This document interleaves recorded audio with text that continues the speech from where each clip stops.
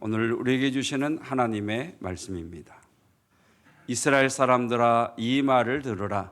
너희도 아는 바와 같이 하나님께서 나사렛 예수로 큰 권능과 기사와 표적을 너희 가운데서 베푸사 너희 앞에서 그를 증언하셨느니라.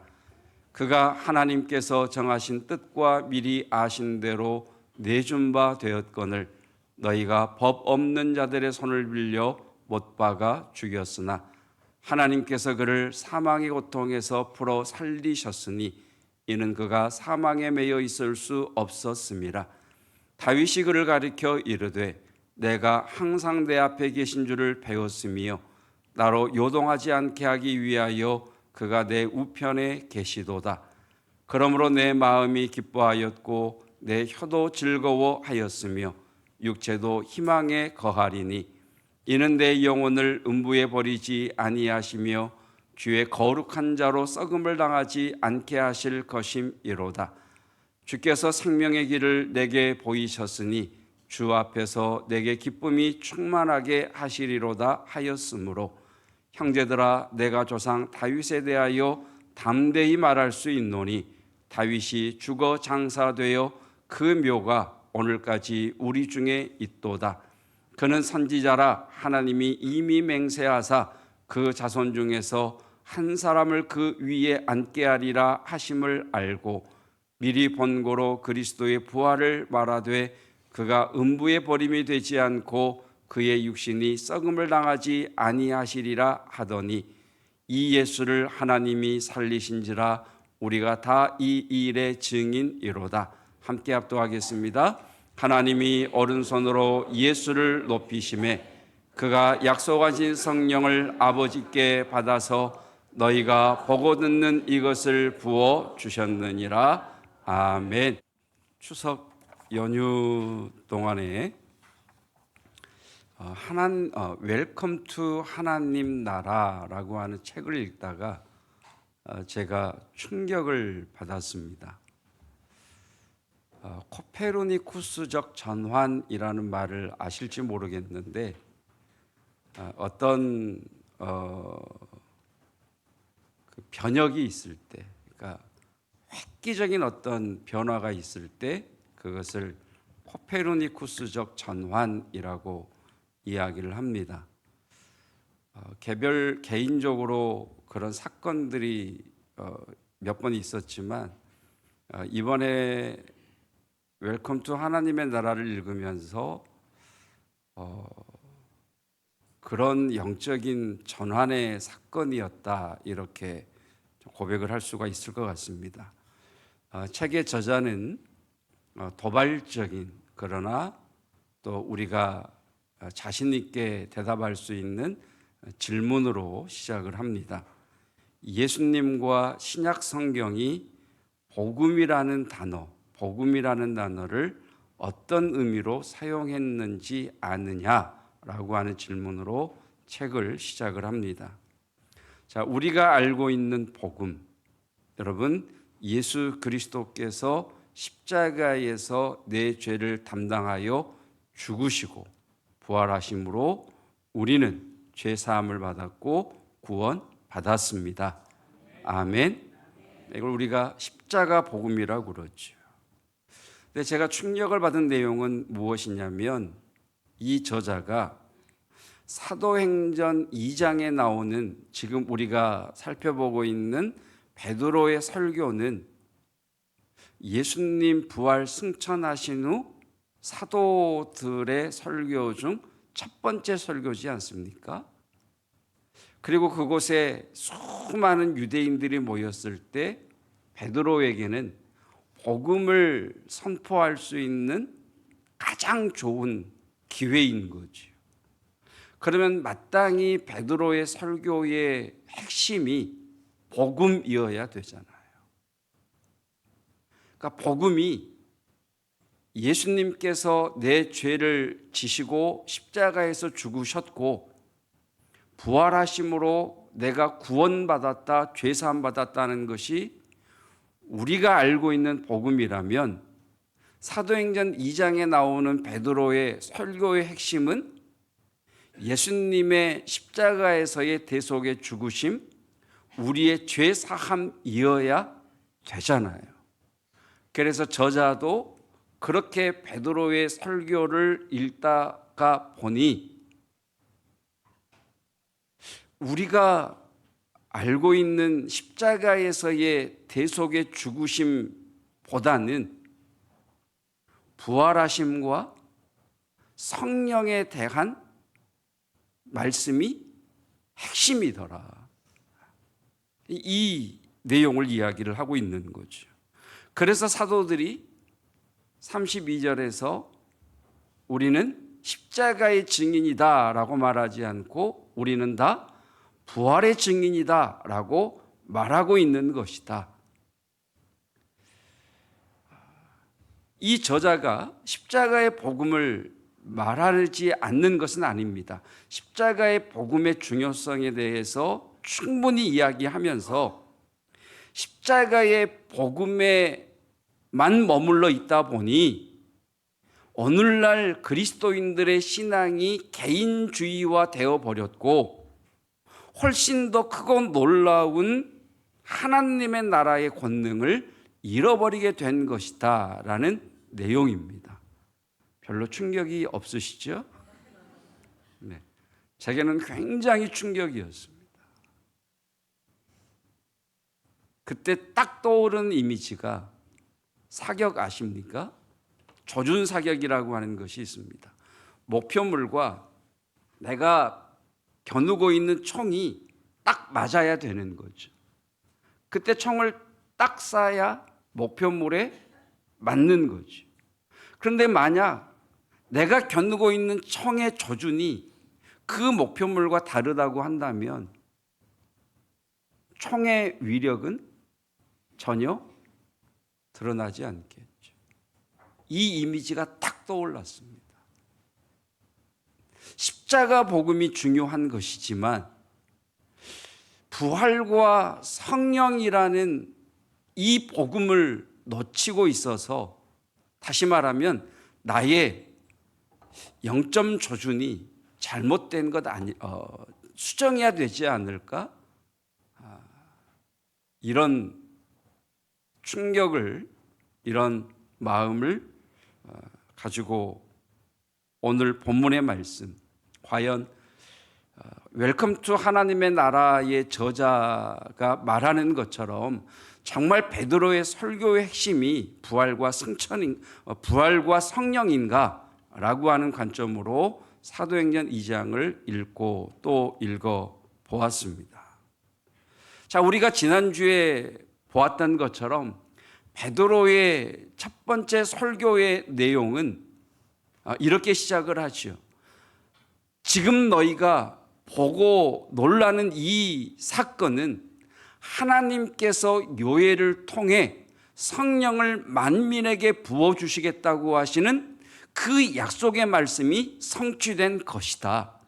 성령이 오심으로 인해 이들이 성령의 말하게 하심을 따라 15개국에서 온 너희 나라의 말, 너희들이 태어난 곳의 말, 다시 말하면 외국어로 하나님의 큰 일 행하신 것을 지금 말하고 있는 것이다. 이것이 베드로의 설교의 시작이었죠. 그리고 이어지는 베드로의 설교가 오늘 22절입니다. 22절 말씀. 자, 22절을 이해하시기 위해서는 주어와 동사만 딱 기억하시면 됩니다. 한번 따라해 볼까요? 하나님께서 증언하셨다. 그러니까 하나님께서 증언하셨다는 거예요. 그럼 누구를 증언하셨느냐? 나사렛 예수를 증언하셨다는 겁니다. 그럼 하나님께서 증언하셨는데, 하나님께서 나사렛 예수를 증언하셨는데, 그 하나님께서 나사렛 예수가 메시아요, 그리스도요, 하나님의 아들이심을 어떻게 증언했느냐? 큰 권능과 기사와 표적을 너희 가운데 베푸는 것을 통해서 예수가 그리스도요, 메시아요, 하나님의 아들이신 것을 증언하셨다. 큰 권능이라고 하는 것은 죽은 자를 살리신 사건, 38년 된 병자를 치유하신 사건, 군대 귀신을 내어 쫓으신 사건, 바다를 잠잠케 하시는 사건, 보리떡 5개 물고기 2마리로 5,000명을 먹이고도 12광주리가 남는 하나님이 아니고서는 할 수 없는 이 큰 권능의 기사, 기적과 표적, 사인을 베푸심으로 예수가 메시아요, 예수가 그리스도이심을, 하나님의 아들이심을 누가? 하나님께서 증언하셨다. 하나님께서 예수가 메시아요, 그리스도요, 하나님의 아들이심을 큰 권능과 기사와 표적을 통해서 증언하셨다. 이것이 22절의 내용이 되겠습니다. 그런데 이렇게 하나님께서 예수를 메시아로 나타내셨는데 어떤 일이 있었느냐? 23절. 제가 준 걸로 합칠 수 없나요? 23, 24절. 자, 23절과 24절도 주어와 동사만 이렇게 좀 기억을 하시면 되겠습니다. 자, 이 빨간 글씨 읽겠습니다. 시작. 너희가 죽였으나 24절. 네, 시작. 하나님께서 살리셨다. 네. 자, 너희가 죽였으나 하나님께서 살리셨다.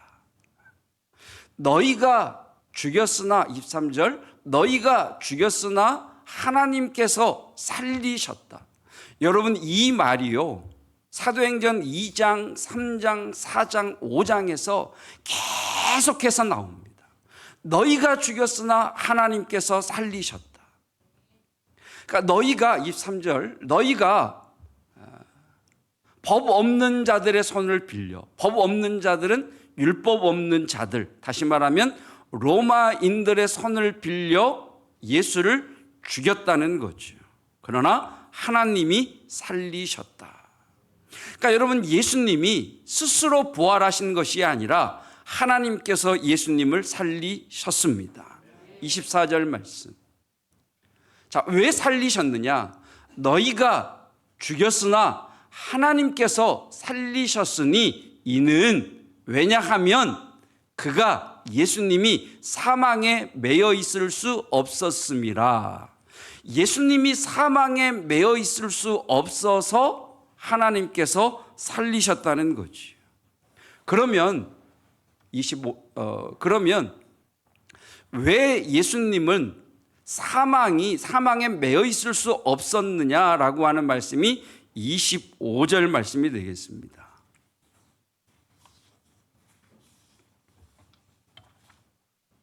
제가 드린 걸로 이렇게 압축이 안 되신 거죠. 네, 한 절씩 보도록 하죠. 네.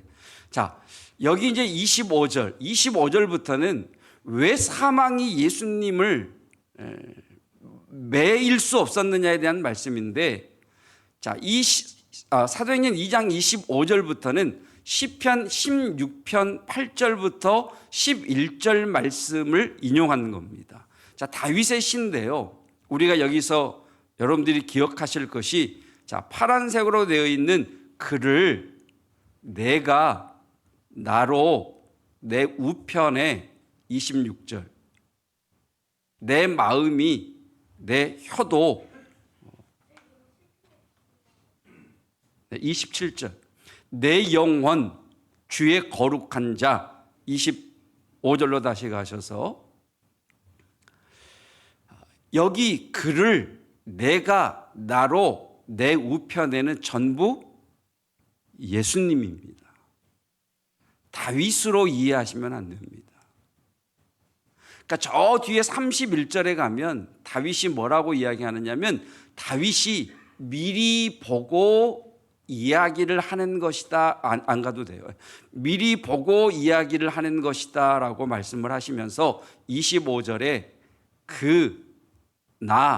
나로 내 우편에가 예수님이에요. 그러니까 베드로가 예수님이, 다윗이 예수님을 가리켜 이르되, 자, 예수님이 하시는 말씀입니다. 내가 항상 내 앞에 계신 주는 하나님이십니다. 그러니까 지금 다윗이 미리 봤더니 성자 예수님께서 성부 하나님 앞에서 내가 항상 하나님을 배웠으며 나로, 예수님의 말씀이죠, 나로 요동하지 않게 하기 위하여 그가, 여기 그도 하나님이십니다. 하나님이 내 우편에 계시도다. 26절. 그러므로 내가 항상 성부 하나님을 배웠더니 하나님이 나로 요동치 않게 하시기 위하여 내 우편에 계심으로 내 마음, 주님의 마음이 기뻐하였고 예수님의 혀가 즐거워하였으니 예수님이 찬양하고 감사하였으며 육체도, 예수님의 육체도 희망에 거하리니. 27절. 이는 내 영혼을 음부에 버리지 아니하시며 주의 거룩한 자로 썩음을 당하지 않게 하실 것임이로다. 다시 25절부터 놔두시면, 그러니까 예수님 입장에서 보면 이런 말씀인 거죠. 그러니까 예수님, 이 말씀이 예수님의 공생에 대한 말씀이신데, 자, 예수님의 공생의 기간 동안 예수님은 항상 하나님 앞에 나아가서 하나님을 배웠다는 거예요. 그리고 특별히 십자가의 죽음을 앞에 두시고, 하나님, 이 십자가의 죽음이 두렵습니다. 하나님, 이 십자가의 잔을 내게서 옮기실 수만 있으시다면 내게서 옮겨 주셨으면 좋겠습니다. 하나님, 내 마음이 심히 흔들립니다 하며 겟세마네 동산에서 십자가의 잔을 옮겨달라고 3번씩이나 기도하셨던 그 주님께서 하나님 앞에 항상 주님을 배우며 아뢰였더니 그 예수님 우편에 계신 하나님이 예수님을 요동하지 않도록 붙잡아 주시더라는 거예요. 그러니까 하나님이 예수님 우편에서 그냥 서 계신 것이 아니라 그냥 있으신 것이 아니라 그 우편에서 말씀하시고 약속하시고 붙들어 주심으로 말미암아 26절, 그래서 내 마음이 기쁘고 그래서 내 혀가 즐거워하며 내 육체, 십자가에서 죽을 내 육체가 희망을 잃어버리지 않았다는 거예요. 그러면 왜 예수님이 마음이 기쁘고 혀가 즐거워했느냐? 이는 이렇게 또 시작을 하잖아요. 왜냐하면 그 우편에 계신 하나님께서 예수님에게 뭐라고 말씀하시느냐? 너의 영혼을 음부에 버리지 않을 거야. 하나님이 예수님에게 약속하시는 내용이에요. 내가 너를 음부에 버리지 않는다는 말씀은 다시 부활하신다는 말씀이죠. 주의 거룩한 자로 예수 너로 썩음을 당하지 않게 하실 것임이로다. 그러니까 육체가 썩으면 안 되니까 3일 만에 썩기 전에 부활하셨다는 거죠. 아멘. 그러니까 이것이 하나님의 응답이었다는 거죠. 그러니까 십자가를 앞에 두시고 예수님께서 아버지, 항상 하나님 앞에 배우면서 아버지, 이 잔을 내게서 옮길 수 있으시다면 옮겨 주십시오 라고 흔들리며 요동칠 때 그 우편에 계신 성부 하나님께서 예수 그리스도에게 너의 영혼은 음부에 떨어지지 않을 거야. 네 육체는 썩도록 내가 내버려두지 않을 거야. 그래서 다시 살리실 것이라고 하는 이 주님의 말씀. 그래서 28절에 주께서 생명의 길을 내게 보이셨으니, 이렇게 하나님이 예수님 우편에서 부활하실 것을 말씀하시고 약속하셨기 때문에, 그 말씀하셨기 때문에 내 마음에 기쁘고 내 혀가 즐거워하며 내게 기쁨이 충만하게 되었다라는 것입니다. 그래서 너희가 죽였으나 하나님께서 살리셨다는 거죠. 아멘. 이렇게 하니까 여기만 아멘 하는 것 같아요. 너희가 죽였으나 하나님께서 살리셨습니다. 그렇다고 또 여기는 안 하면 안 되시고.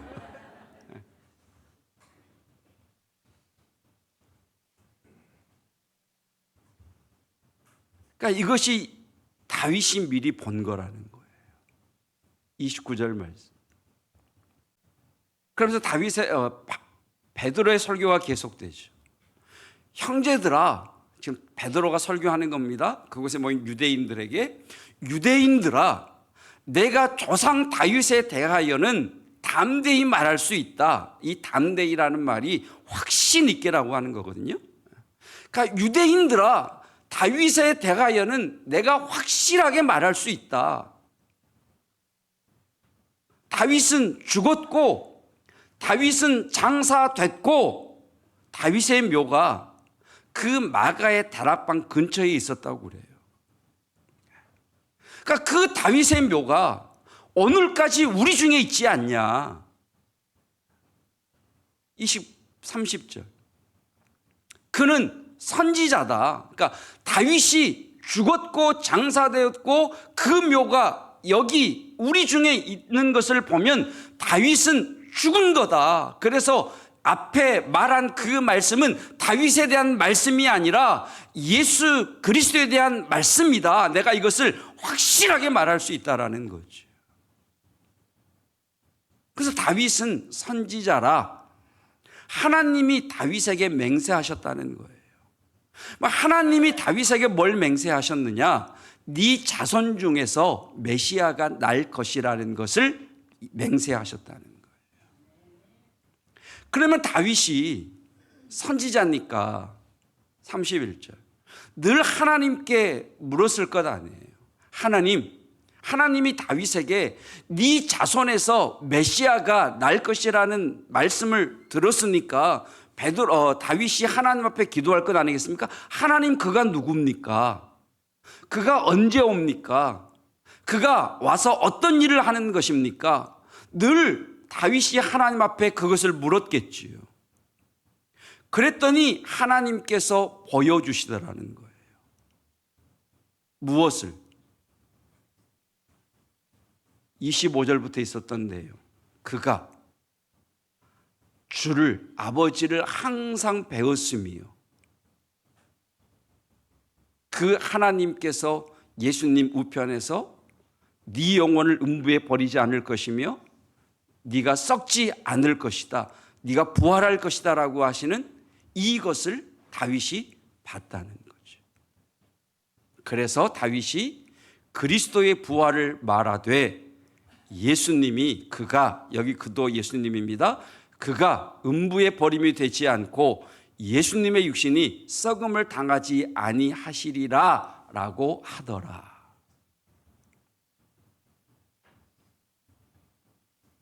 십자가의 죽으심의 복음, 죄사함의 복음,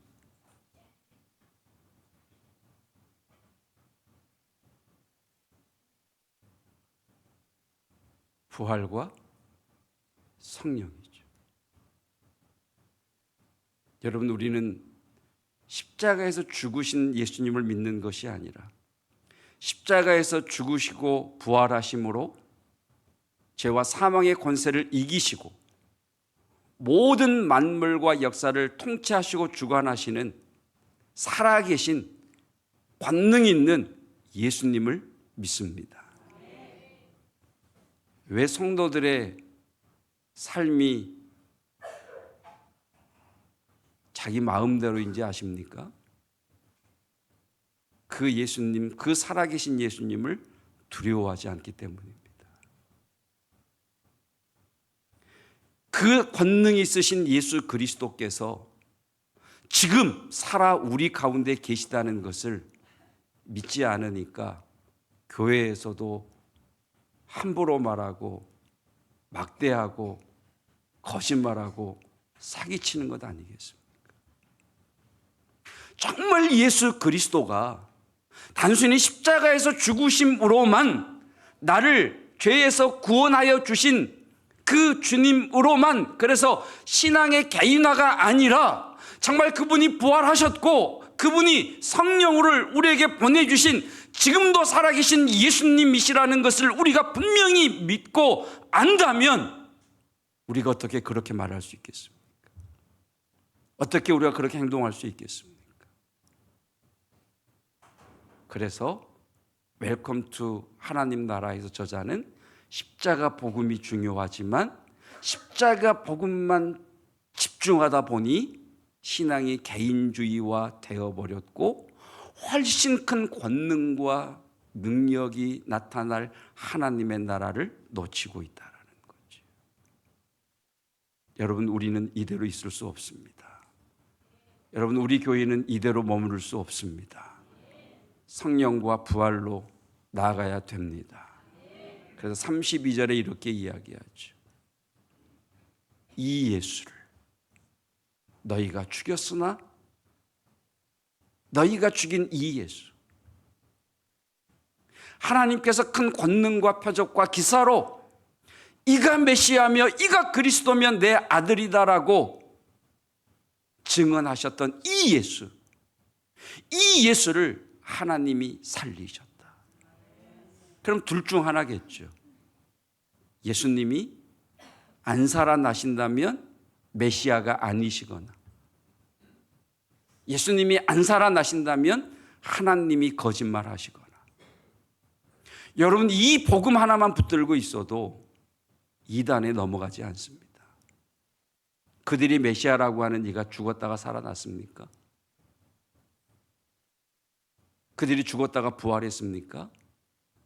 하나님께서 다윗을 통해 분명히 보여주신 것은 그의 영혼을 음부에 버리지 아니하시며 그의 육신을 썩음에 내버려 두지 아니하시는 부활하신 예수님이십니다. 그 예수님만이 메시아이며 그리스도이십니다. 이 예수를 하나님이 살리셨으니 우리가 다 이 부활의 증인이로다. 그리고 33절 함께 읽겠습니다. 하나님이 오른손으로 예수를 높이심에 그가 약속하신 성령을 아버지께 받아서 너희가 보고 듣는 이것을 부어 주셨느니라. 부활과 성령이죠. 베드로의 설교의 핵심, 부활과 성령. 가물어 메마른 땅에 찬양을 할 때 드렸던 기도처럼 하나님이 그런 마음을 주셨습니다. 메마른 땅에는 아무리 씨앗을 뿌리고 새싹을 심어도 그냥 말라 비틀어진다. 지금은 씨를 뿌리고 싹을 심는 때가 아니라 메마른 그 땅에 성령의 단비가 임하여야 할 때다. 그 땅에 말씀이 떨어지고 그 땅에 말씀이 심겨질 때 자라나고 열매 맺을 수 있음을 믿습니다. 여러분, 계속해서 우리가 새벽에 금요기도회 때 성령의 충만함을 위해 기도하고 있습니다.